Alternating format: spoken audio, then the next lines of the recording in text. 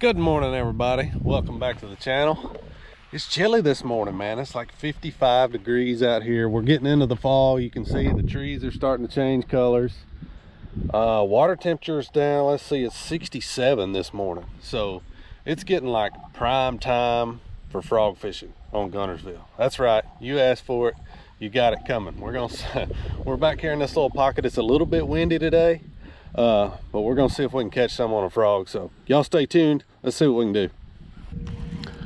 All right, guys, let's talk a little bit about kind of the ins and outs of frog fishing. First of all, I want to talk about what to look for. Then we'll talk about how to work the frog, how I set my frog up for fishing matted vegetation like this, that kind of thing. So what I want to look for when I pull into a bay like this right here, we've got milfoil in here. There's a little bit of blown in eelgrass in here. And obviously I want to look for, so we're getting on into October here. And I actually found this place about 2 or 3 weeks ago. I was down here for a Toyota Riders event and this whole thing was matted up. But the further you get into the fall, the more these mats start to condense. With winds and water fluctuations and these cold nights, the grass actually starts to die off. So there's not near as much grass back in here as there was. There's not near as much matted grass back in here as there was. So obviously when I come back in here, something like that little mat right there, I hope y'all can see that. Something like that little isolated mat, that sticks out to me. That just screams, hey, there are fish under that mat. I promise you. Whether I can get them to bite or not, that's a different story. But I promise you there's some fish sitting under that mat right there, because there's not that much matted stuff left for them to get in this little bay right here. And that's what you want, really. I mean, when frog fishing gets prime here on Guntersville or any other lake that has grass, when this grass starts to die off and it starts to condense, those fish, they get tighter in those mats because there's not as many mats for them to get in. So it's easier to find them. So keep that in mind. Another thing you want to look for, and none of this in here, it's cloudy this morning, so it's kind of hard to see, but that mat right there has what we call cheese on top of it. This grass right here doesn't really have that much cheese on it, but when we get over there, I'll try to show you what I'm talking about. But that cheese on top of that mat, what that is, that's that grass is starting to die. It floats up to the top and it gets like, it'll get this much cheese on top of it sometimes. It's like foamy. And what that cheese does when you throw your frog on top of it, it creates your frog, it sits down in that cheese and it just lets those fish know, you know, it puts ripples in the water. It lets those fish know, hey, that bait's up there. But that cheese is always a good thing. It's always got a lot of life in it. It's got a lot of bluegill in it. So definitely look for that cheese as well. Let's talk a little bit about my frogging setup. We'll start with the rod. I use a 7'6" heavy. This is my Brandon Lester Signature Series Mustad Instinct rod. Be out next spring. I use an 8-to-1 reel, and that's simply because when I make a long cast with that frog, and I decide I want to reel it back in, say one blows up over there, and I'm at the end of a long cast, I want to be able to get that frog back in and get another cast out there. I mean, a 6-to-1 will work, a 7-to-1 will work, a 8-to-1 will work, whatever you got confidence in, but I like a high speed reel. I like an 8-to-1. I use 50-pound vicious no fade braid. You could use 60 if you wanted to. I've even heard of guys using bigger than that, but I like 50 myself. I can still cast it a long ways, and it's got plenty of power. I mean, you can catch, I've caught 8-pounders out of thick mats like this, and I don't have any trouble with that 50-pound. The frogs I use a lot of different frogs. Not sponsored by a frog company, so you know, don't think I'm trying to sell you something. I've used snag proof frogs, I've used spro frogs, I've used a bunch of different ones. My favorite is definitely a spro frog. That's the one I have the most confidence in. And something that I do, I keep the Spro Bronze Eye 65, I believe it is, which is the regular size, the original size. That's this one right here. And then I keep the Junior. I'm throwing the Junior right now. I think they call that one the 60 size. I keep it tied on too. I like that junior size. It just seems like they eat it a little bit better. So that's my setup. All right, guys, I didn't do much in the first spot. Saw one fish blow up, but never did have anything actually blow up on my frog. I saw one come up and eat one time, but I was running back down the river and I saw this little place right here. It's a real good looking little mat, and you can see some of that cheese I was talking about earlier right out in there. So I've never fished here before in my life, but it sure does look good. We're gonna try it in a minute and see. Maybe we can get a bite right in here.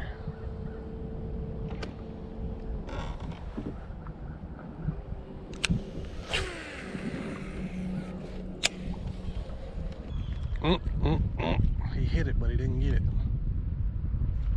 Gosh, he knocked my frog like a foot out of the water. Oh, he's still under it. He got it that time. Oh my gosh, that was cool. He ain't a big one, but that was cool. Well, we got some fish in here anyway, maybe. He hit it 3 times before he finally decided he was going to eat it. It's very important when you're frog fishing, and you know you'll hear guys say count to 3 before you set the hook on a frog, but the biggest thing is, I mean, I've seen times where if you actually count to 3 before you set the hook on the frog, the fish will be done got it and spit it out.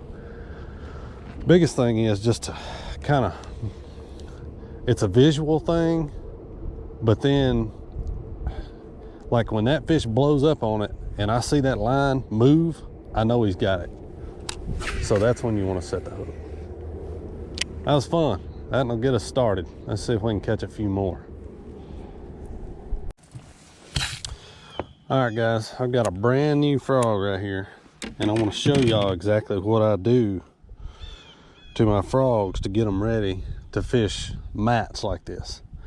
So it would be totally different if I was open water frog, and this is strictly if you're fishing matted grass like this right here, okay? So the first thing I want to do, I want to trim these legs up, because when this fish, he can't exactly see that frog, he just knows there's something moving. Sometimes they can probably make it out better than others, but most times they just know there's something moving on top of that mat, on top of the mat. So I don't want that fish to come up and grab these legs like this right here. So I completely eliminate that problem. I just take a little pair of scissors or whatever you have in the boat, and I just trim those legs up. I mean, I trim them up short, probably 3/4 of an inch to an inch long. That way you just eliminated the problem of that fish coming up and nipping at those legs. He's gonna have a lot harder time doing that. Now the second thing I want to do, I want to take this frog and I want to spin it opposite of the hooks. And if you look right here, there's a little hole right there, okay? I'm going to take BBs. These are just regular old BBs. You can buy them at Walmart or wherever you can buy BBs. I actually had these in my gun safe. They're from my little girl's pink Red Ryder BB gun, so that's why they're pink. But I actually take about 3 of these BBs. All right, so I've got 3 BBs right here, see?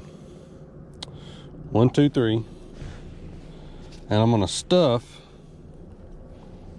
Now all you wanna do, you can take your finger and kind of try to wet that hole a little bit, but all you want to do, you just want to take that BB. You just want to take that BB, pop him right up in that little hole right there. And I'm going to do that with all 3 of them.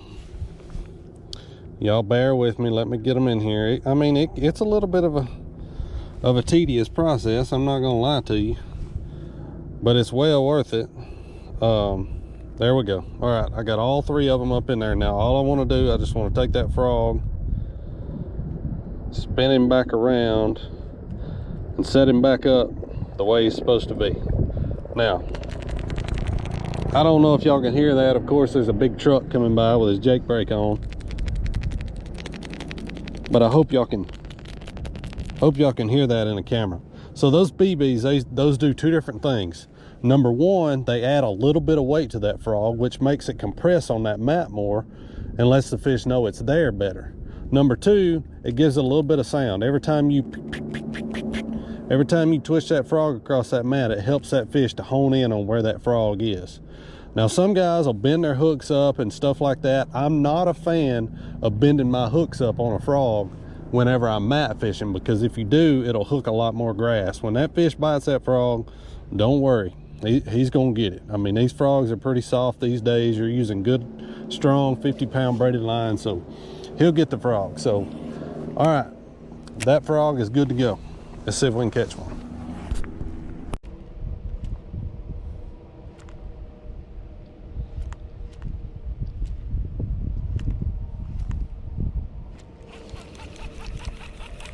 I just had one barely come up and just nudge my frog. I'm gonna throw back in there with this junior. See if we can get him to bite.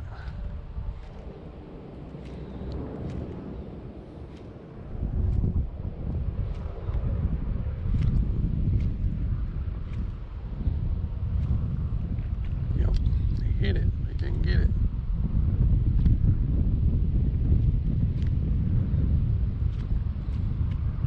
Look, he missed it again.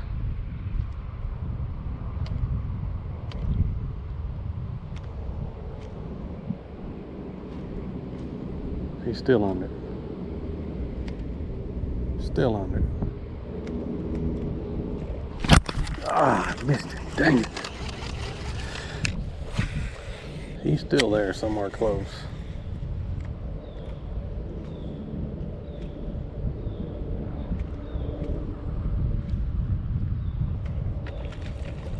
Got him that time. Gosh, that was a cool bite. That's a nice one too.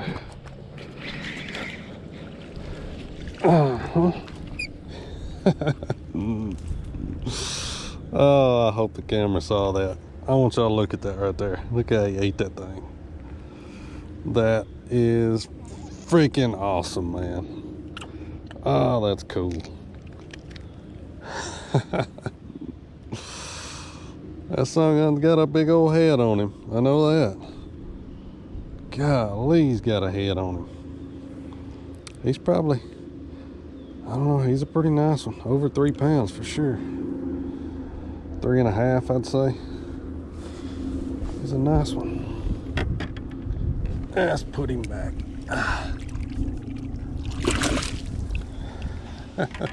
Back in the grass he goes.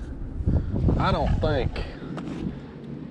think that's the same fish that we missed just a second ago. It could be, but I don't think it is. I think there was 2 different fish right in there. Man, when that one ate it, I mean, he ate it. Oh, it's fun.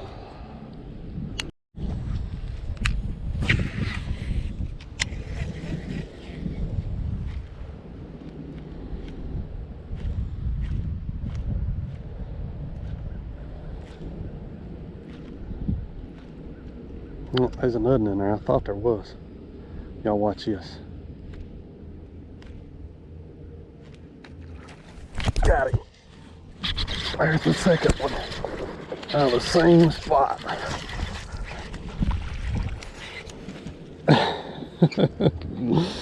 I told y'all there was 2 different fish in there, didn't I? I could just tell that first one that hit. This is the first one that was biting. That's a lot smaller fish.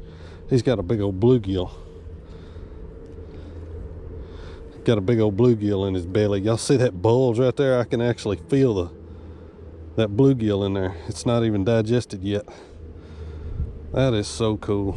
See what I'm saying? When they get in these mats, I've made casts all around me. I've got frog tracks all around me. But when they get in these mats, they sit in groups. A lot of times there might be 5 or 6 in the same spot. Get on back in there, boy. You know, one question I get asked quite a bit is, when do you frog and when do you flip in something like this? Because obviously, I mean, you guys have seen it. I've made videos down here before where you flip this stuff with 1 ounce to 1.25 ounces, 1.5 ounces weight, and that's a real good way to catch them in this stuff too.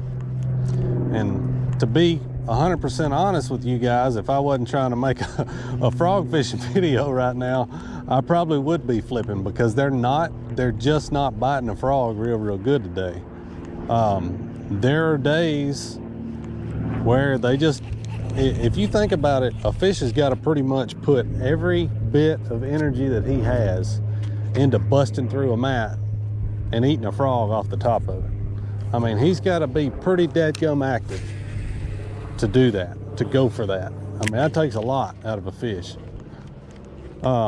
You know, so if they're not active, you're a lot better off going through here. This right here, I could probably get by with a 1 ounce, and I could probably go through here and get a lot more bites and catch a lot more fish. So I have one rigged up.